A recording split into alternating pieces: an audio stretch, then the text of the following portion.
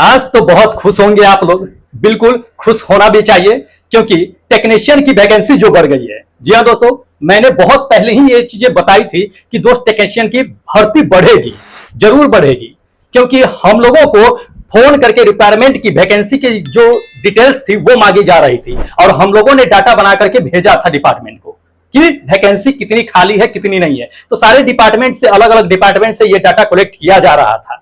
तो पर्सनल मुझे बहुत सारे कैंडिडेट ने फोन करके पूछा था, जब से एएलपी की वैकेंसी बढ़ी थी तब से मैंने उनको बताया था कि दोस्त 90% चांस है कि वैकेंसी बढ़ेगी, और बढ़ी भी। ठीक है, बहुत सारे लोग जिनमें से आपको हम नाम बता देते हैं। विनय यूपी मेरठ से हैं, और सुनील है वो आई थिंक झारखंड या कोलकाता बंगाल से ही है। तो वो भी फोन किए थे। ऐसे बहुत सारे कैंडिडेट ने मुझे क्या किया है कि फोन करके पूछा था, मैंने उन्हें बताया भी था कि डाटा गया है यहां से कि कितने रिक्वायरमेंट आपके यहां है या कितने नहीं है। तो उन सबका डाटा हम लोगों ने टेबल से भेजा था, इसलिए उम्मीद थी कि 90% चांस है कि वैकेंसी बढ़ेगी, और बढ़ी है। तो दोस्त अब तो मेहनत कर लीजिए, अब जी जान लगा दीजिए दोस्त। बिल्कुल, जहां आप दोस्त 8 घंटे रात में सोते हैं, 8 घंटे सोना बंद कीजिए, अपना रूटीन चेंज कर दीजिए। मात्र 2 महीने 3 महीने के लिए दोस्त रूटीन चेंज कर दीजिए। रात में मात्र 5 या 4 घंटे सोइए, खूब पढ़िए, जी जान से पढ़िए दोस्त, मेहनत कीजिए, सिलेक्शन होगा। हमने भी सिलेक्शन लिया है दोस्त, बहुत मेहनत करके। मैं तो खैर रात में जब तैयारी कर रहा था, मैं आपको बता देता हूं कि दोस्त 2 से 3 घंटे सोया करता था, दिन में भी नहीं सोया करता था। दिन में मुझे कोचिंग पढ़ाना पड़ता था, तो कोचिंग पढ़ा करके मैंने खुद सिलेक्शन लिया इस चीज को।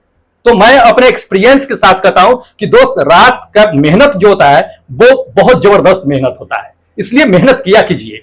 सोने वाला जो बीमारी है आप लोगों का, 8-8 घंटे तक सोते रहते हैं, उसे छोड़ दीजिए। आप मात्र 4 से 5 घंटा सोइए 2-3 महीने तक, और जो आउटसाइड में आप जो टाइम दे रहे हैं उससे छोड़ दीजिए। चाहे जिसका गर्लफ्रेंड हो या बॉयफ्रेंड हो, सबको त्याग दीजिए 3 महीने तक। कहिए 3 महीने तक रिश्ता खत्म, 3 महीने के बाद रिश्ता जोड़ लेंगे, कोई दिक्कत ना है। जब आपकी जॉब हो जाएगी ना, 100 गर्लफ्रेंड 100 बॉयफ्रेंड आपके सामने आ जाएंगे, चलो उसी को मना लिया जाएगा। बट अभी तो कम से कम मेहनत कर लो दोस्त, अभी मेहनत कर लो, ठीक है। चलिए, आज जो टेस्ट दिए हैं पिछले दिन साइंस का एएलपी और टेक्नीशियन के लिए, उन सबका रिजल्ट आ चुका है, स्कोर कार्ड आ चुका है, प्लस टेस्ट पेपर आ चुका है। तो हम क्या करते हैं कि सबसे पहले टेस्ट पेपर देख लेते हैं, फिर हम स्कोर कार्ड देखेंगे। और जो लोग नए हैं, जो वीडियो देख रहे हैं, वो अगर टेस्ट में भाग लेना चाहते हैं तो दोस्त आप बिल्कुल टेस्ट में भाग ले सकते हैं। बिल्कुल फ्री में निःशुल्क टेस्ट होता है। कैसे देना है नहीं देना है बिल्कुल बताएंगे आपको। पहले टेस्ट पेपर दिखा देते हैं कि 20 टेस्ट पेपर है, उसके आंसर क्या है उस पर डिस्कस कर लेते हैं। फिर स्कोर कार्ड दिखाने से पहले आपको हम बता देंगे कि कहां से टेस्ट देना है, कैसे भाग लेना है टेस्ट में। ठीक है, निःशुल्क ही होता है, कोई पैसा नहीं लगता है। हम आप ही के सेवा में हाजिर हैं। चलिए देख लेते हैं। यह है क्वेश्चन नंबर फर्स्ट, टेस्ट का क्वेश्चन नंबर फर्स्ट है। क्या कहा जा रहा है इसमें, देखिए, एक फ्यूज तार में मुख्यतः रूप से क्या होना चाहिए। फ्यूज का तार जो है वो क्या होना चाहिए, तो इस ऑप्शन को देख लीजिए और डिसाइड कीजिए कि क्या होना चाहिए एक फ्यूज के तार में। तो फ्यूज का तार जो होना चाहिए ना दोस्त, वो बहुत कम गलनांक होना चाहिए, हाई रेजिस्टेंस होना चाहिए। कम गलनांक, हाई रेजिस्टेंस होना चाहिए, ताकि वोल्टेज जो बढ़े ना तो तुरंत गल जाए। रेजिस्टेंस हाई रहेगा तब तक गर्म हो जाएगा, और तारवा जो है तुरंत गल जाएगा। ठीक है, तो ध्यान रखिए क्या होगा, अल्प गलनांक, हाई रेजिस्टेंस होना चाहिए। तो ये थर्ड नंबर मेरा ऑप्शन क्या होगा कि बिल्कुल करेक्ट होगा। अब थोड़ा सा ध्यान रखिए इस चीज को कि कभी कभी ये भी पूछ देता है कि आपका फ्यूज का तार जो होता है वो किस चीज से बना होता है, किसका मिश्र धातु होता है फ्यूज का तार जो होता है। तो ध्यान रखिएगा आप टीन का, और क्या होता है कि लेड यानी कि शीशा का, ये दोनों का मिश्र धातु जो होता है वो आपका फ्यूज का तार बना होता है। किसका, टीन और शीशा का। तो ध्यान रखिएगा, ये भी कभी कभी सवाल पूछे जाते हैं। चलिए सेकेंड नंबर क्वेश्चन देख लीजिए। सेकेंड नंबर क्वेश्चन क्या कहा जा रहा है कि डायनमो एक यंत्र है, मतलब डायनमो किस प्रकार का डिवाइस है। देखिए कभी कभी आप कंफ्यूज हो जाइएगा किसमें, डायनमो और मोटर में, ये दो चीज में आप कंफ्यूज हो जाइएगा। चलिए उसको हम क्लियर कर लेते हैं। डायनमो क्या होता है जान लीजिए। पहले के समय में साइकिल में डायनमो लगता था, साइकिल जब चलाते थे तो वो बल्ब बढ़ता था, डायनमो के जलता था, डायनमो के थ्रू। तो साइकिल का चक्का नचता था तो वो डायनमो को नचाता था, फिर जाए डायनमो इलेक्ट्रिसिटी सप्लाई करके बल्ब को जलाता था, मतलब मैकेनिकल से इलेक्ट्रिकल कन्वर्ट करता था। ठीक है, यानी यांत्रिक ऊर्जा से विद्युत ऊर्जा कन्वर्ट करने का काम कौन करता है, डायनमो करता है। ठीक है, और घर में आप मोटर लगाए होंगे, घर में मोटर, उसको क्या करते हैं, बिजली सप्लाई करते हैं, फिर वो पानी निकाल के देता है। मतलब बिजली दिए तो पानी दिया, मतलब इलेक्ट्रिकल सप्लाई दिए तो मैकेनिकल काम करके दिया हमें। तो मोटर क्या करता है, इलेक्ट्रिकल को मैकेनिकल में कन्वर्ट करने का काम करता है, ठीक है। और डायनमो आपका यांत्रिक से जो है विद्युत में कन्वर्ट करने का काम करता है। तो ध्यान रखिएगा, इसमें कंफ्यूज मत होइएगा दोस्त। बहुत लोग डायनमो और मोटर में ही कंफ्यूज हो जाता है, लेकिन कंफ्यूज नहीं होना है। अब की बार टेक्नीशियन पार, ध्यान रखिए इस चीज को, बिल्कुल मत छोड़िएगा। चलिए अगला क्वेश्चन देखिए। देखिए सरकार किस समय क्या रूल अप्लाई कर दे कोई नहीं जानता है। क्या कभी नोटिस में निकाला था इससे पहले कि नहीं हम बढ़ा देंगे, नहीं, मतलब एक एक चीजें कर दिया। हो सकता है नेक्स्ट बार आपके लिए वैकेंसी न लाए, ये भी तो हो सकता है। कैलेंडर निकाल दिया, इसका क्या मतलब, कोई भरोसा थोड़ी है गवर्नमेंट का, भरोसा नहीं करते। जो सामने है उस पर फोकस कीजिए दोस्त, ठीक है, उसी पे फोकस कीजिए, एकदम मेहनत कीजिए, जी जान लगा दीजिए, पूरा एक दिन रात एक कर दीजिए, आराम से निकलेगा। बहुत समय है अभी आपके पास, हमने जो मटेरियल दिया है दोस्त उसे पढ़ते रहिए कम से कम। चलिए देखिएगा, ये तीसरा है टेस्ट का क्वेश्चन। क्या कहा जा रहा है इसमें कि निम्नलिखित में से प्रकाश का रंग किससे संबंधित है। इसमें से किससे संबंधित है प्रकाश का रंग। देखिए इसमें से जो दिया हुआ है उसमें तो है नहीं, वैसे हम आपको बताते हैं कि अगर इसमें वैसे जान लीजिए कि आवृत्ति होगा, आवृत्ति होगा। अगर आवृत्ति न रहे तो क्या मारिएगा, मेन इंपोर्टेंट बात जान लीजिए कि प्रकाश का रंग जो होता है वो तरंगदैर्घ्य पे डिपेंड करता है, तरंगदैर्घ्य से निर्धारित किया जाता है। खैर इसमें ऑप्शन नहीं दिया गया है, वैसे आप आवृत्ति भी मार सकते हैं, आवृत्ति भी आपका करेक्ट आंसर होगा, ठीक है। फ्रीक्वेंसी जो है ठीक, ठीक है। वैसे वेवलेंथ से क्या होता है कि आपका प्रकाश का रंग निर्धारित होता है, जिसका जितना ज्यादा वेवलेंथ होता है, तरंगदैर्घ्य होता है, प्रकाश किसका होता है वो लाल का होता है, उतना ही ज्यादा वो क्या होता है कि अपना प्रकीर्णित नहीं करता है, ठीक है, दूर तक के प्रकाश देता है। तो सबसे ज्यादा जो है तरंगदैर्घ्य किसका होता है, रेड का होता है, सबसे कम किसका होता है, वायलेट का होता है, ठीक है। तो ध्यान रखिएगा, ये भी सब सवाल जो है क्या होते हैं कि पूछे जाते हैं। चलिए अगला क्वेश्चन देख लीजिए। अगला क्वेश्चन इसमें क्या कहा जा रहा है कि सौर ऊर्जा का रूपांतरण रासायनिक ऊर्जा में होता है, किसके द्वारा होता है भाई। सौर ऊर्जा को रासायनिक ऊर्जा में कन्वर्ट कौन करता है, वाष्पोत्सर्जन तो करता नहीं है, करता कौन है, डायरेक्ट आपको हम सही आंसर बताते हैं। देख लीजिए ये प्रकाश का संश्लेषण, प्रकाश का संश्लेषण के दौरान क्या होता है कि सौर ऊर्जा को जो है रासायनिक ऊर्जा में कन्वर्ट करने का काम होता है। कैसे होता है ये भी जान लीजिए। जब पत्ती जो होता है वो क्या करता है, सूर्य से प्रकाश को लेता है ना। हम लोग अच्छी तरह से जानते हैं कि पत्ती क्या करता है, खाना बनाने का काम करता है। तो वो प्रकाश ऊर्जा को अंदर जो है क्या करता है, प्रकाश संश्लेषण की क्रिया जो होती है उसमें रासायनिक ऊर्जा में कन्वर्ट कर देता है। फिर वो खाना बनता है, फिर फ्लोएम जो होता है वो खाना लेकर के पूरे पौधे में पहुंचा देता है। जाइलम जो है जड़ से जल को लेकर के पूरे पौधे में पत्ती तक के जो है देने का काम करता है, ठीक है। तो ध्यान रखिएगा, पत्ती में क्या होता है, प्रकाश संश्लेषण होता है, और पत्ती के द्वारा ही क्या होता है कि प्रकाश संश्लेषण होता है। प्रकाश संश्लेषण में ही सौर ऊर्जा का रूपांतरण जो है रासायनिक ऊर्जा में होता है, ठीक है। तो ध्यान रखिएगा ये चीजें। ये सेकंड नंबर मेरा ऑप्शन क्या है कि बिल्कुल करेक्ट है, ठीक है। चलिए नेक्स्ट क्वेश्चन दिखाते हैं। ये सब टेस्ट का क्वेश्चन है, इसलिए हम आपको बता रहे हैं कि टेस्ट दिया कीजिए, बिल्कुल मिस मत कीजिए। देखिए 100 लोगों तक की ही कैपेसिटी है टेस्ट देने की। बहुत लोग जो कहते हैं कि टेस्ट नहीं खुला है, दोस्त जान लीजिए कि 100 जैसी कैंडिडेट भरेगा वैसे आपका टेस्ट नहीं खुलेगा। हम 100 तक के ही कैपेसिटी रखे हुए हैं कैंडिडेट को टेस्ट देने के लिए, 100 से ज्यादा नहीं है। तो 100 जैसे पूरेगा वैसे ही आप टेस्ट वंचित हो जाइएगा। आज बहुत सारे लोगों ने टेस्ट से वंचित हो गए हैं, टेस्ट नहीं दिए हैं, उनका नाम नहीं आएगा स्कोर कार्ड में, देख लीजिएगा आप 100 कैंडिडेट पार है। चलिए तो ध्यान रखिएगा, ये आपका सवाल है। क्या कहा जा रहा है कि निम्नलिखित में से कौन सा पदार्थ जो है अति शोषित द्रव्य है। जी हाँ, अति शोषित द्रव्य है ये कहा जा रहा है। तो ध्यान रखिए, आपको हम बता देते हैं कि अति शोषित द्रव्य जो है दो होते हैं। अब कौन कौन होता है ये जान लीजिए। पहला ऑप्शन देख लीजिए, पहला ऑप्शन था ये आपका कांच होगा। दूसरा जो होता है वो पारा होता है। कौन होता है, पारा होता है। अब जान लीजिए कि अति शोषित जो है द्रव्य कहने का मतलब क्या होता है, सुपर सैचुरेटेड लिक्विड। तो सुपर सैचुरेटेड लिक्विड कहने का मतलब क्या हुआ ये भी तो जान लीजिए कम से कम, क्योंकि आपसे ये पूछा जाता है, काफी इंपॉर्टेंट क्वेश्चन है। तो सुपर सैचुरेटेड जो है द्रव्य होता है कि किसी भी द्रव या गैस जो होते हैं को उसको क्या होता है कि बिना ठोस बनाए ही उसका क्या होता है कि हिमांक कम करना होता है, ठीक है। उसको द्रव्य मतलब ठोस बनाया नहीं जाता है, उसको जो है हिमांक से कम करना होता है। तो उसको हम क्या कहते हैं कि अतिशोषित द्रव्य कहते हैं, ठीक है। इसको जान लीजिए, काफी इंपॉर्टेंट है।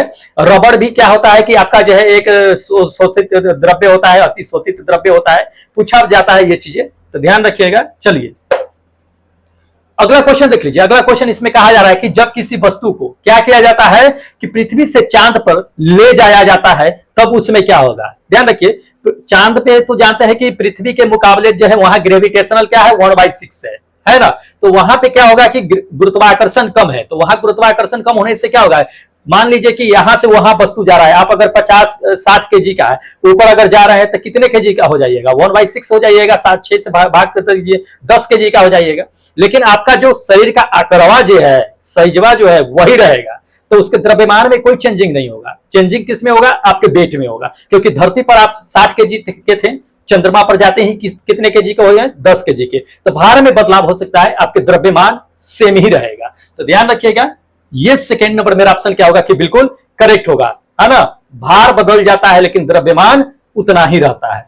चलिए अगला क्वेश्चन देख लीजिए। अगला क्वेश्चन इसमें क्या कहा जा रहा है कि यूरेनियम विखंडन की सतत प्रक्रिया जारी रखने में किस कण की जरूरत पड़ती है। जी हाँ, किस कण की जरूरत पड़ती है, तो जान लीजिए यूरेनियम जो होता है विखंडन, उसमें क्या होता है कि न्यूट्रॉन टूटता है। कौन टूटता है, न्यूट्रॉन टूटता है। तो इसमें ध्यान रखिए, लगातार जो अभिक्रिया, जो विखंडन की अभिक्रिया जो होती रहती है वो न्यूट्रॉन की वजह से होती है। ठीक है, तो इसको ध्यान में रखिएगा। ये मेरा न्यूट्रॉन जो है, ये थर्ड नंबर मेरा ऑप्शन क्या होगा कि बिल्कुल करेक्ट होगा। ठीक है, चलिए नेक्स्ट क्वेश्चन दिखाते हैं। यह है अगला क्वेश्चन आपका, क्या कहा जा रहा है इसमें, ध्यान रखिए कि निम्नलिखित में से वह धातु कौन सी है, वह धातु कौन सी है जो पानी से क्या होता है, पानी को अत्यधिक जो है दूषित करता है। जी हाँ, जल को काफी दूषित करके रखता है। ठीक है, तो ऑप्शन देखिए, इसमें ऑप्शन में कौन सा धातु है जो जल को काफी दूषित करता है। तो ध्यान रखिएगा, आपको हम बता देते हैं, काफी इंपॉर्टेंट है, पूछे भी जाते हैं ये सवाल।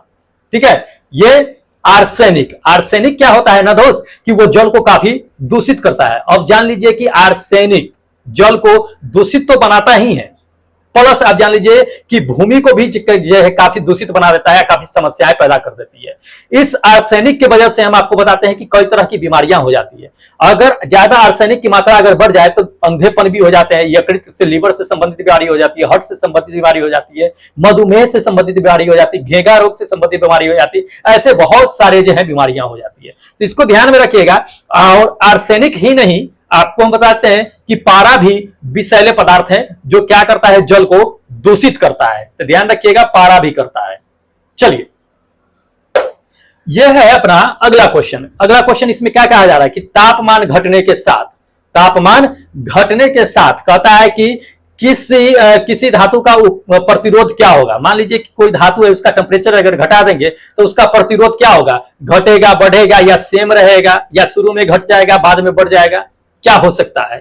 तो ध्यान लीजिए, किसी भी हम बता रहे हैं, किसी भी आपका धातु का प्रतिरोध क्या होगा, अगर टेम्परेचर बढ़ाइएगा तो वो क्या होगा कि बढ़ेगा, टेम्परेचर अगर घटेगा तो वह क्या होगा कि उसका प्रतिरोध भी घटेगा। टेम्परेचर बढ़ेगा तो प्रतिरोध भी बढ़ेगा, टेम्परेचर घटेगा मतलब प्रतिरोध भी घटेगा। प्रतिरोध की वजह से ही क्या होता है कि धातु में क्या होता है कि तापमान होता है। अब किसी धातु से अगर क्या होता है कि इलेक्ट्रिसिटी सप्लाई करते हैं तो वह ज्यादा गर्म हो रहा है, तो ज्यादा गर्म होने का मतलब क्या है कि प्रतिरोध की मात्रा उसमें ज्यादा है, तो प्रतिरोध बढ़ा हुआ है तभी तो टेम्परेचर उसका बढ़ रहा है। अब जैसे तांबा हो गया, तांबा से इलेक्ट्रिसिटी सप्लाई कीजिएगा तो उतना क्या होगा कि आपका गर्म नहीं होगा वायर, जितना एल्युमिनियम के तार आपका गर्म हो जाएगा। तो एल्युमिनियम में प्रतिरोध ज्यादा होता है इसलिए गर्म होता है, तांबा में प्रतिरोध कम होता है इसलिए क्या होता है कि वह गर्म कम होता है। तो इसको ध्यान में रखिएगा, टेम्परेचर बढ़ेगा तो प्रतिरोध बढ़ेगा, टेम्परेचर घटेगा तो प्रतिरोध घटेगा। ठीक है, देखिए ये अगला क्वेश्चन है। अगला क्वेश्चन आपको क्या कहा जा रहा है इसमें, निम्नलिखित में से वह व्यक्ति कौन है जिसे क्या है कि भारतीय मिसाइल प्रौद्योगिकी का क्या कहा जाता है कि पिता कहा जाता है, यानी फादर कहा जाता है। ये तो हम लोग अच्छी तरह से जानते हैं कि एपीजे अब्दुल कलाम साहब है, जिसे मिसाइल मैन के नाम से भी जाना जाता है, और ये अपने देश के स्वतंत्रता देश के जो है 11वें राष्ट्रपति भी थे। ठीक है, 11वें राष्ट्रपति भी थे, तो इसको ध्यान में रखिएगा, इंपॉर्टेंट है।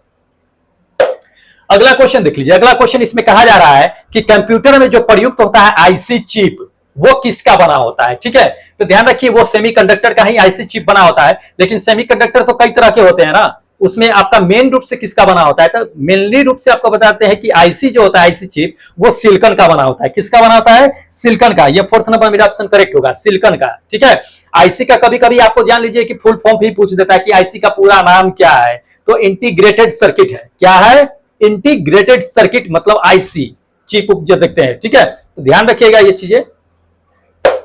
अगला क्वेश्चन देख लीजिए। अगला क्वेश्चन इसमें कहा जा रहा है कि किसी प्रशीतित मतलब रेफ्रिजरेटर में कहता है शीतल प्रणाली कहां होता है हमेशा, ये चीजें बता रहा है। तो ध्यान रखिए, रेफ्रिजरेटर में नेफ्रॉन गैस होती है, ये तो हम लोग पता है ना। फ्रीऑन गैस होता है, नेफ्रॉन हम बताते हैं, फ्रीऑन गैस होता है, ठीक है। तो उसमें जो होता है आपका जो कूलिंग करने वाला जो सिस्टम होता है वो कहां लगा होता है, तो जान लीजिए कि वो सबसे टॉप पे होता है। वहां से खंड बाई खंड जो है रेफ्रिजरेटर बने होते हैं, तो वहां से क्या होता है, टॉप से जो है गैस निकलता है। अब पहले टॉप को खूब ठंडा करता है, फिर उसके कम जो है ठंडा, मतलब उससे ज्यादा, उसके टॉप वाले से कम ठंडा उसके नीचे वाला होता है, फिर नीचे वाला, फिर नीचे वाला, सबसे कम जो है नीचे होता है। इसलिए टॉप जो होता है वो आइस क्यूब बनाने के लिए होता है, ठीक है। तो उसमें अगर आप पानी वानी रखिएगा तुरंत वहां पे जम जाएगा। तो सबसे टॉप में क्या होता है कि रेफ्रिजरेटर का जो है कूलिंग जो है सिस्टम लगा रहता है, तो इसको ध्यान में रखिएगा, इंपॉर्टेंट है, शीर्ष पे लगा होता है। ये फर्स्ट नंबर मेरा ऑप्शन क्या होगा कि करेक्ट होगा।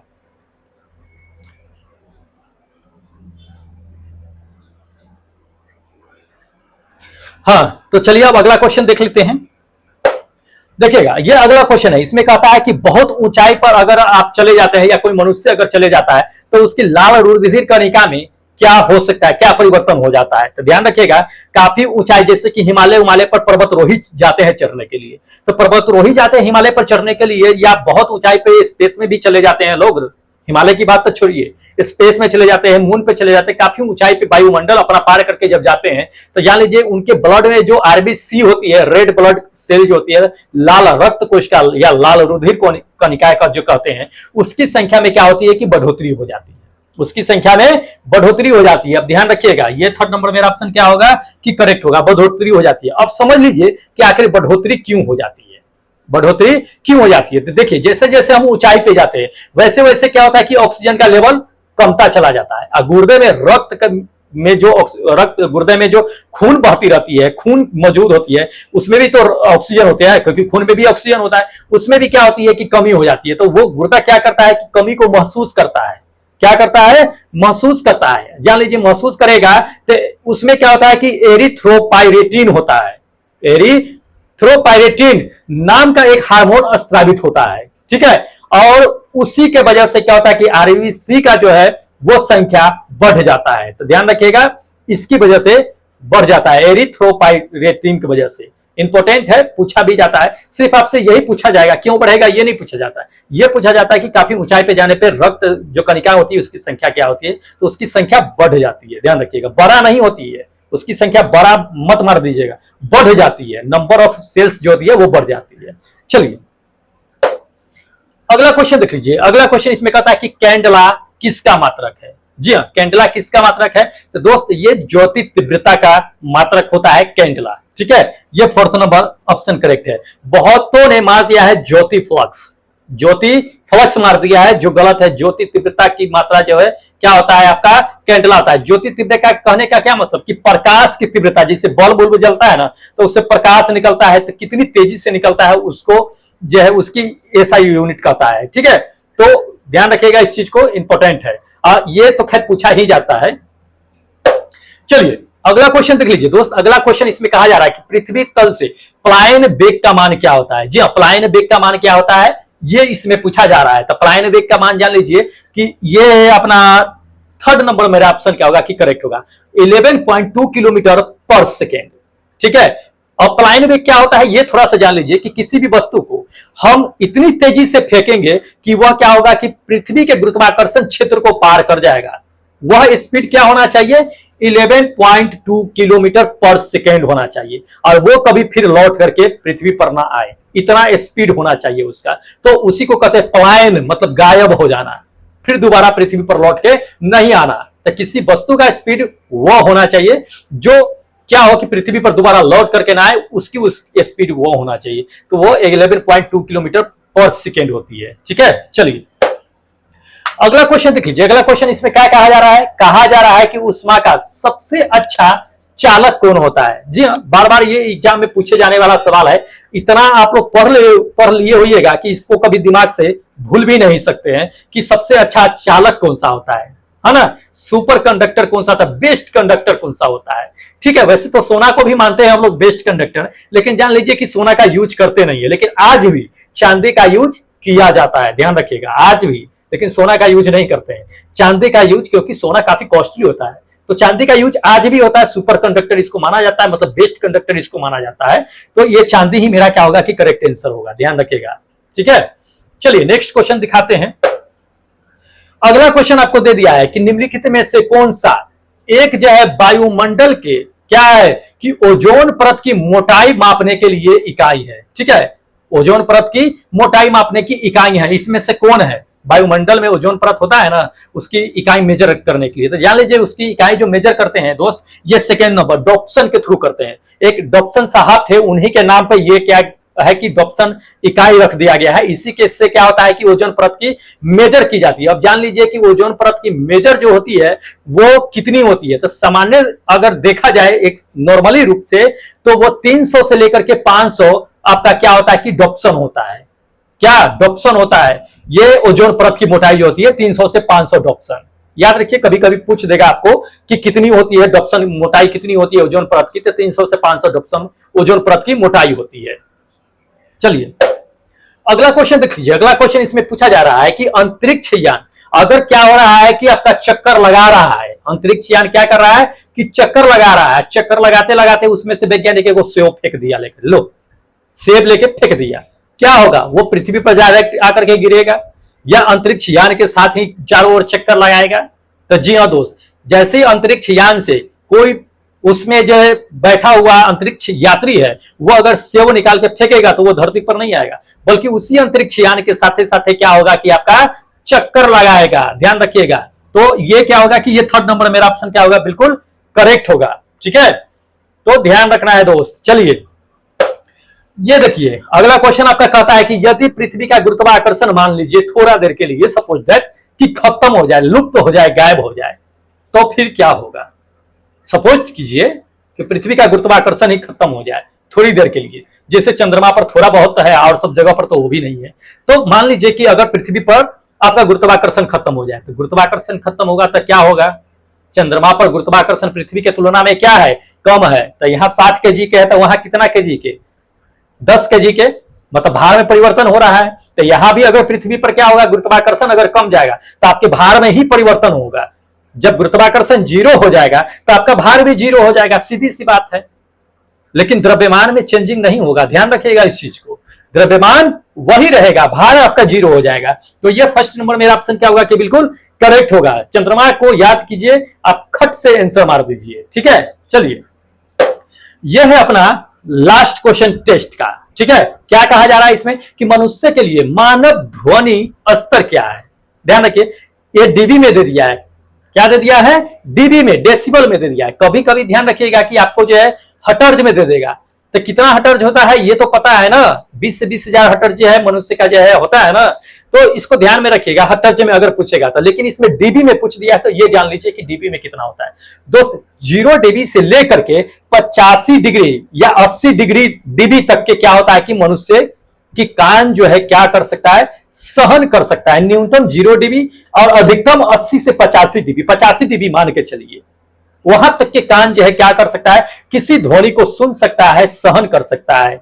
ठीक है, उसके बाद क्षति नहीं पहुंचेगा।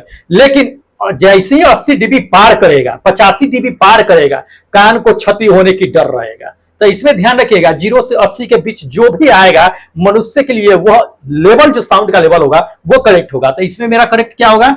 ये सेकेंड नंबर 60 डीबी। 0 से 80 के बीच और कोई नहीं है। 90 है, 90 बहुत कान के लिए घातक होता है।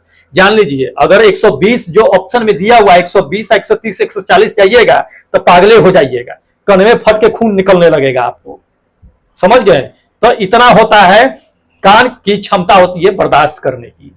चलिए अब क्या है कि जो लोग टेस्ट देना चाहते हैं, जो लोग नए हैं अभी तक बने हुए हैं टेस्ट देने के लिए, तो दोस्त हम आपको बता देते हैं कि टेस्ट कैसे देना है। बिल्कुल निःशुल्क, फ्री में होता है, 1 रुपया चार्ज नहीं लगता है।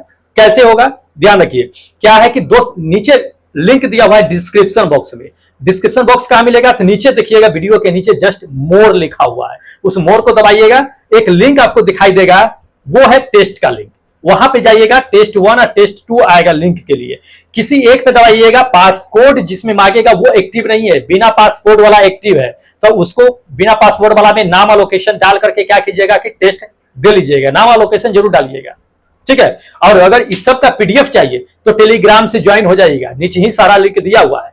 चलिए अब क्या करते हैं कि जो लोग टेस्ट दिए हैं उसका हम क्या करते हैं कि स्कोर कार्ड देख लेते हैं और देखते हैं दोस्त कि आज कौन है जो नंबर 1 अपना हासिल किया है, नंबर 1 रैंक पे है। ठीक है, चलिए यह है अपना स्कोर कार्ड, इधर परसेंटेज है, इधर नाम है। देख लीजिए आज जो है दोस्त वो कौन है, एमडी आजाद अंसारी, जो नंबर 1 पे 100% लेकर के आए हैं, 20 में 20 ठोक के आए हैं। ठीक है, लेकिन एक गलती है अंसारी भाई, एक गलती है।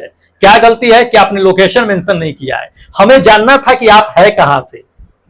कमेंट करके जरूर बताइएगा अगर आप ये देख रहे हैं वीडियो तो, ठीक है, कि हम भी जाने कि आप हो कहां से। चलिए दूसरे नंबर पे देख लीजिए, दूसरे नंबर जो 95% पे बहुत सारे लोग हैं, तो दूसरे नंबर पे जो है पवन है, पवन है भागलपुर से 95% है। उसके बाद केसरी जी है जो कहां से है आपका, कैमूर से, भभुआ से है, 95% लेकर के आए। उसके बाद चलिए उसके बाद श्याम बबी जो मुजफ्फरपुर से है, ये भी 95% लेकर के आई है। उसके बाद ब्रजेश, ब्रजेश जो कजरैली से है, ये भी क्या है कि 95% लेकर के आए हैं। संजय भाई, संजय कुमार यादव भाई आज 95% में सबसे लास्ट में है। क्या हुआ, ज्यादा वक्त लग गया था क्या दोस्त? मेहनत कीजिए। वैकेंसी देख के नींद आ रही थी क्या? मुझे तो लग रहा है। चलिए ये भी क्या है कि 95% लेकर के आए। चलिए उसको 90% वाले का देख लीजिए। 90% में जो नंबर 1 पे है दोस्त वो रंजन पांडे है, कहां से, नवादा से है। उसके बाद जो है नईम अंसारी जो सारण बिहार से 90% लेकर के आया है। उसके बाद जो है सौरभ, सौरभ भाई कहां से है, तो ये पटना से है, पालीगंज से है। ठीक है, इन्होंने भी क्या कहा है कि 90% रैंक लाया है इन्होंने। दोस्त मेहनत कीजिए, अब तो मेहनत करने का समय है, अब मत चुकिए। चलिए राहुल कुमार जो पटना से 90% लेकर के आया है। संध्या सुमन जो बिहार शरीफ से है, ये भी 90% लेकर के आई है। उसके बाद रोहित गुज्जर जो राजस्थान से है, ठीक है, 90% लेकर के आए हैं। उसके बाद अमित कुमार जो सारण बिहार से है, ये भी क्या है कि 90% लेकर के आए हैं। उसके बाद आपको बताते हैं कि विकास नहीं अमित है, अमित कुमार जो कहां से आपका सारण से है, ये भी 90% लेकर के आए हैं। उसके बाद जो है विकास रॉय है जो हाजीपुर से है, 90% लेकर के आए हैं। उसके बाद जो है राजेश कुमार जो कहां से आपका बक्सर बिहार से है, 90% है। उसके बाद अनिल जो सुपौल से है, 1 2 3 गुड बॉय अनिल भाई। अब आप लोकेशन नाम दोनों मेंशन करते हो, बहुत अच्छी बात है, 90% में है। उसके बाद गुड्डू यादव जो कहां से है, सारण बिहार से, ये भी क्या है कि 90% लेकर के आए हैं। ठीक है, चलिए और देख लीजिए। उसके बाद जो है आपका सिकंदर कुमार जो कहां से है, मुंगेर से है, ये भी 90% लेकर के आए हैं। चलिए 85% वालों का आपका जो है डाटा बता देते हैं। 85% में जो नंबर 1 पे है वो है सचिन चंद्रवंशी जो लखीसराय से है, 85% में पहले स्थान है। उसके बाद रेहान जो पूर्णिया से सेकेंड स्थान है आपका 85% में। उसके बाद यासिर किंग साहब, ठीक है, 85% है, गुड। शिशु प्रिया जो ड्रीम ऑफ टेक्नीशियन लेकर के चलती है, ये 85% है। उसके बाद जय ब्रजेश सिंह जो कहां से, चाड़ावाड़ गांव से है, ठीक है, ये चाड़ावाड़ गांव पता नहीं कहां है दोस्त, एक बार जो है अपना स्टेट बताइएगा। उसके बाद जो है ओम प्रकाश, ये 85% लेकर के आया है। उसके बाद जो है निशु कुमारी हो कहां से, ये बताना जरूर, क्योंकि आपने बहुत अच्छा मार्क्स लेकर के आया है 85%, इसलिए जानना जरूरी है कि आप हो कहां से। ठीक है, जब भी नेक्स्ट टाइम से दीजिए लोकेशन जरूर मेंशन किया कीजिए। चलिए अब देख लेते हैं 80% वालों का नाम। 80% में नंबर 1 पे है अरविंद कुमार जो सीतामढ़ी से है, 80% लेकर के आए हैं। उसके बाद क्लेमेंट भाई जो बिलासपुर से है, ये भी 80% में है। उसके बाद रोशन कुमार जो औरंगाबाद से है, ये भी क्या बिहार में पड़ता है, तो 80% लेकर के आए हैं। उसके बाद जो है शंकर कुमार यादव जो जहानाबाद से है, बिहार से, ये भी 80% लेकर के आया है। उसके बाद जो है संजय यादव जो ईस्ट ऑफ चंपारण यानी बिहार से, ये भी 80% लेकर के आया है। उसके बाद विनय भाई आ गए, विनय भाई यूपी से, विनय भाई वैकेंसी बढ़ गई, अब तो तैयारी कर लो। ठीक है, 80% है आपका। चलिए टेस्ट देते रहिए लगातार, बीच में गैप हो जाते हैं। चलिए उसके बाद है अंकिता जो है कुमावत जो झुंझुनू पड़ता है, शायद आई थिंक राजस्थान में ही पड़ता है, अच्छा जगह फेमस है, थोड़ा भूल रहा था मैं, वहां से है। उसके बाद जो है आपका क्या है कि संदीप पानी, ये प्रयागराज से है, इन्होंने भी क्या किया है कि 80% लेकर के आया है। तो चलिए 80% में जो है इतने लोग शामिल थे। अब हम क्या करते हैं कि 75% वालों का डाटा बताते हैं। तो 75% में देखिएगा, 75% में जो नंबर 1 पे है दोस्त वो है संतोष, जो रोहतास से है। संतोष जो रोहतास से है। उसके बाद महेश, महेश है ये कहां से, आपका जो है हनुमानगढ़ से है। ठीक है, इन्होंने 75% लेकर के आया। उसके बाद जो है मंतोष कुमार है, मंतोष भाई सहरसा बिहार से है, इन्होंने भी क्या है कि 75% लेकर के आया है। उसके बाद आशीष भाई जो मिर्जापुर से है, ये भी 75% लेकर के आया है। राम सेवक भाई, राम सेवक भाई हो कहां से, प्लीज लोकेशन मेंशन किया कीजिए। 75% लेकर के आया है। उसके बाद जो है क्या है कि बादलू यादव है, बदलू यादव 75% लेकर के आया है। कहां से है, बिहार से है ये। उसके बाद यह बदलू यादव भाई आप 2 बार दे दिए हो। ठीक है, एक ही बार टेस्ट देना था, लेकिन आपने क्या किया कि 2 बार दे दिया है, ये गलत है। किसी एक का स्थान मत छीनिए, 100 का ही सीट है, 100 लोग ही दे सकते हैं। तो 2 बार देने का मतलब नहीं है 2 बार दे करके आप किसी का सीट छीन रहे हैं, ये गलत है। 2 बार मत दीजिए। चलिए, उसके बाद भूपेंद्र कुमार जो यूपी से, गोरखपुर यूपी से 70% लेकर के आए, इधर देख लीजिएगा। 70% वालों का जो है ये क्या है कि डाटा है। तो 70% में है भूपेंद्र भाई है। उसके बाद जो है विनोद कुमार है, विनोद भाई जो है कहां से है, राजस्थान से है। ठीक है, उसके बाद देख लीजिए जो आपका क्या है कि नितेश, नितेश भाई कहां से, नितेश तिवारी है, ये भोजपुर से है, 70% लेकर के है। उसके बाद अनिल, अनिल जो है हरियाणा से है। ठीक है, हरियाणा दे दिया है, हरियाणा देना चाहिए था ना, पता नहीं हरियाणा हो गया कहीं से। उसका सुधीर है, सुधीर भाई क्या है कि अपना जय कुमार जय कहां से, पटना से है, ये भी क्या है कि 70% लेकर के आए। चलिए 65% वालों का बताते हैं लिस्ट में ना। 60, हाँ, तो 65% वालों का देख लीजिएगा। 65% में जो नंबर 1 पे है वो दीपक भाई है। दीपक भाई है कहां से है, तो ये राजगढ़ से है, अलवर से है। ठीक है, उसके बाद आपका जो सेकंड नंबर में जो है 65% में ये है दीपक। दीपक जो है कहां से है, परभानी दे दिया है। परभानी पता नहीं कहां पड़ता है, आई थिंक मुझे नहीं पता है। तो उसका सिकंदर भाई, देखिए सिकंदर भाई है, ये भी कहा है कि भागलपुर बिहार से, ये 65% लेकर के आए हैं। आई थिंक सिकंदर भाई ऊपर एक बार और नाम लिए थे ना शायद। सिकंदर भाई ऐसे ना किया कीजिए। चलिए उसके बाद देखिएगा रवि कुमार। रवि कुमार क्या है कि ये भी क्या है कि 65% लेकर के है, गाजीपुर से है। उसके बाद अर्पित कुमार, अर्पित कुमार ये भी 65% लेकर के है। उसके बाद अंकुर, अंकुश है, अंकुश कुमार है, ये भी क्या है कि फतेहपुर यूपी में पड़ता है, वहां से है, 65% लेकर के है। उसके बाद नितिन भाई जो झांसी से है, ये भी 65% लेकर के है। उसके बाद युवराज भाई, युवराज भाई क्या किए हैं कि ये भी क्या है कि जयपुर से, ये भी 65% लेकर के है। उसको ये मुकेश सौ जो वेस्ट बंगाल से, ये भी क्या है कि 65% लेकर के है। उसके बाद जो है बताते हैं कि ये क्या दे दिया है ना, फंटंग दे दिया है, पता नहीं क्या फंटंग दे दिया है। ये यूपी से है, ये भी 60% लेकर के आए हैं। तो 60% वालों का है ये डाटा। तो ध्यान रखिएगा, काफी लोगों ने क्या किया है कि टेस्ट में भाग लिया है। सभी का नाम ले लेते हैं। पहले क्या था कि सबका नाम नहीं ले पाते थे क्योंकि टाइम ज्यादा हो जाता था। अब तो टेस्ट के लिए स्पेशल आते ही हैं, तो चलिए सबका नाम भी ले लेते हैं। चलिए 60% में आपको हम बताते हैं कि अजय, अजय कुमार है जो कहां से है कि राजस्थान से, ये भी 60% लेकर के आए। उसके बाद भूषण भाई, भूषण कुमार जो है कहां से, महाराष्ट्र से, ये भी 60% लेकर के आए। उसके बाद राकेश, राकेश जो बिलासपुर से, ये भी क्या है कि 60% लेकर के आए। उसके बाद ये प्रियांशु भाई, प्रियांशु भाई जो आजमगढ़ से, ये भी 60% लेकर के आए। उसके बाद आपको बताते हैं कि हाँ ये आपका जयवीर है, जयवीर साहब, जयवीर साहब ये कहां से है ये पता नहीं है, सीधा जयवीर सिंह लिख दिए हैं, लेकिन हो कहां से ये पता नहीं है। चलिए उसके बाद धीरेश चंद्रा जो सोनभद्रा से, धीरेश भाई वैकेंसी बढ़ गई है, तैयारी कीजिए। ठीक है, चलिए उसके बाद गुड्डू, गुड्डू जो दिल्ली से है। भाई गुड्डू आप मिले नहीं, सिर्फ पूछ लिए कि कहां रहते हैं, आए नहीं, हम आपका वेट कर रहे हैं, बताइए। चलिए उसके बाद जो है आपका क्या है कि एमडी राजीव है, एमडी राजीव जो वर्षी से है, पता नहीं ये क्या है कि 55% लेकर के आए हैं। 55% वाले का लिस्ट है, जो पहला गुड्डू है, ये जो है एमडी साहब है। ठीक है, तो इसको देखिए, बहुत सारे लोगों ने टेस्ट में भाग लिया है, आप भी भाग लीजिए, बिल्कुल फ्री में, निःशुल्क है टेस्ट, देखिएगा। उसके बाद जो है पवन कुमार जो हनुमानगढ़ से, ये क्या है कि 55% लेकर के आए हैं। उसके बाद जो है रंजन कुमार जो हट्टी से, ये भी लगातार टेस्ट देते हैं, 55% है। उसके बाद नीतीश मंडल करके, ये भी क्या है कि 55% लेकर के आए हैं। उसके बाद चलिए 50% वालों का लिस्ट देख लीजिए फटाफट। 50% में नंबर 1 पे है इंडल कुमार। इंडल कुमार BI कहां से है ये पता नहीं है। उसके बाद जो है देव जो है धनबाद से, ये क्या है कि ये भी क्या 50% लेकर के आए हैं। उसके बाद ये विष्णु जो प्रयागराज से है, ये भी क्या है कि 55% लेकर के आए। उसके बाद कमलेश कुमार साहब, ये भी क्या है कि चंदौली से है, 50% लेकर के आए हैं। उसके बाद सूरज शर्मा जो अयोध्या से, ये भी क्या है कि 50% लेकर के आए हैं। ठीक है, अयोध्या हमें भी आना है दोस्त, हमें भी घूमना है अयोध्या, अभी तक गए नहीं है जब से अयोध्या मंदिर बना है, खैर जाना है मुझे भी। चलिए उसके बाद जो है ईश्वर ने दे दिया है, ये क्या है कि अरवाली से है, पता नहीं अरवाली दे दिए हैं, ये कहां से 50% लेकर के आए।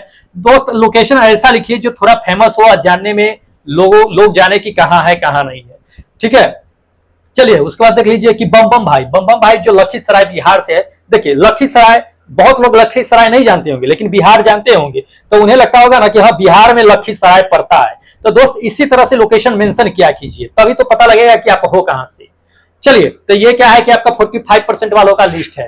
ठीक है, ध्यान रखिएगा, ये क्या है कि 45% वालों का लिस्ट है। उसके बाद जो है अमित कुमार महतो, ये रांची तो फेमस जगह है, सब जानते हैं, ये है 45%। उसके बाद जो है जीतू भाई, जो कहां से है, ये पटना से है ना, पटना जिला से 45% देके आए हैं। उसका जो है मीनू क्या है कि नारुका जो है, मीनू नारुका अलवर से है, ये भी 45% है। उसके बाद दीपक चौबे बीड, ये बीड कहाँ है ये पता नहीं, ये लोकेशन दिया है कि कहाँ दिया पता नहीं। उसके बाद भीम भाई हो कहां से, ये भी लोकेशन मेंशन नहीं किया है। चलिए 40% पे देख लीजिए, 40% में आपका नंबर 1 पे है YBM, ये कहाँ है, कर्नाटका में, YBM करके कर्नाटका से है। ये शायद मुझे फोन किया था इसने, तो यहां से है। दोस्त अगर इंग्लिश नहीं आती है तो प्लीज गूगल ट्रांसलेट का यूज जरूर कीजिएगा। ठीक है, चलिए उसके बाद देख लीजिए कि अमित कहाँ है, अमित कुमार जो महतो, देखिए ये 2 बार दे दिया है लड़का, एक सीट किसी का खा जाता है, बार बार कहते हैं कि एक ही बार देना है, सोच समझ के एक ही बार दिया करो,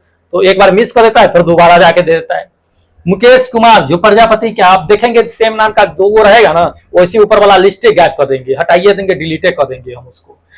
मुकेश कुमार जो प्रजापति कहां से, देख लीजिए ये मुकेश, ये भी क्या है 40% है। उसके बाद देव कुमार गुमला जो झारखंड से है, ये भी क्या है कि 40% लेकर के आया। उसके बाद मीनू नारुका, ये भी क्या है कि 40% लेकर के आया। उसके बाद अजय कुमार, ये भी क्या है कि 40% लेकर के आया अजय भाई। उसके बाद चलिए 35% वालों का लिस्ट देख लीजिए, 2-3 है, ज्यादा नहीं है। पहले जो है ये दीपक है जो सोनभद्रा से, ये भी क्या है कि 35% है। उसके बाद आशीष जो कहां से, ब्रिक पता नहीं, भुवनेश्वर में पड़ता है, गुड, इसी तरह से लोकेशन मेंशन कीजिए। उसके बाद 30% में चलते हैं हम लोग। 30% वालों का क्या करते हैं कि लिस्ट आपको हम दिखा देते हैं। 30% में जो है पहले नंबर पे है कौन, प्रिया है जो कहां से, समस्तीपुर से, ये क्या है कि 30% लेकर के आई है। उसके बाद राहुल कुमार जो बरेली से है, ये भी क्या है कि 30% लेकर के आए। उसके बाद आपको पूर्णिमा सिंह, आप हो कहां से, बार बार कहते हैं कि अपना लोकेशन डालिए, आप डालते नहीं, ये गलत है। उसके बाद अंकित राव जो जौनपुर से है, जितेंद्र कुमार जो यूपी से है, ठीक है, चंदौली में पड़ता है, 25% लेकर के आए हैं। तो 25% वालों का देख लीजिए लिस्ट में। दूसरे नंबर पे जो है जावेद आलम जो उत्तराखंड से है, ये 25% लेकर के आए हैं। उसके बाद सरोज बोला जो कहां से है, राजस्थान से, ये भी क्या है कि 20% लेकर के, 25% लेकर के आए। उसके बाद 20% में देखिएगा, 20% में जो है अतुल कुमार, अतुल भाई हो कहां से, प्लीज लोकेशन जरूर मेंशन किया कीजिए आप लोग। ठीक है, सभी लोग लोकेशन जरूर मेंशन करेंगे कि कौन कहां से है कहां से नहीं है, न तो अगले बार से डबल सेम नेम वालों को डिलीट कर देंगे। राम लखन पंडित है, ये धौलपुर से है, नहीं राम लखन पंडित अलग था, ये राम लखन ही है, लेकिन एक तो झारखंड से, देवघर झारखंड से देते थे, ये कोई और है जो ढोलपुर से है। ठीक है, ये 15% लेकर के आए। उसको जो है राम सेवक, ये देखिए ये भी 2 बार दे दिया है, ये 5% है। बाकी जो है 0% वाले का लिस्ट देख लीजिए आप खुद, हम कहां तक नाम ले। ठीक है, तो चलिए क्या था कि ये इतने सारे लोगों ने 100+ था। ठीक है, जान लीजिए कि अब हम 100 तक के लिमिट कर रखे हैं टेस्ट देने का, 100 से ज्यादा हम नहीं ले पाएंगे, क्योंकि लिस्ट में क्या होता है ना कि नाम बकते बकते हमारा कंठ डूब जाता है, लेकिन आप लोग सुधरते नहीं है, एक ही नाम से 2 बार दे देते हैं, कहते हैं कि एक ही नाम से एक ही बार दीजिए, एक ही बार टेस्ट दीजिए, सोच समझ के दीजिए। क्या एग्जाम में जाइएगा 2 बार मौका मिलेगा? नहीं मिलेगा दोस्त, 2 बार मौका नहीं मिलेगा। इसलिए कोशिश कीजिए कि एक बार में अटेम्प्ट करने का। ठीक है, चलिए जो लोग चैनल अगर सब्सक्राइब नहीं किए हैं तो दोस्त कर लीजिए, क्योंकि सीट बढ़ गई है और आपको मेहनत कराने के लिए हम खड़े हैं, अब मेहनत करने के लिए आप खड़े हैं, तो देर मत मत कीजिए, फटाफट चैनल सब्सक्राइब कीजिए और अपने दोस्तों में शेयर कर दीजिए। फिर हम मिलते हैं एक नए वीडियो के साथ, एक नए सेट के साथ। तब तक जय हिंद दोस्तों।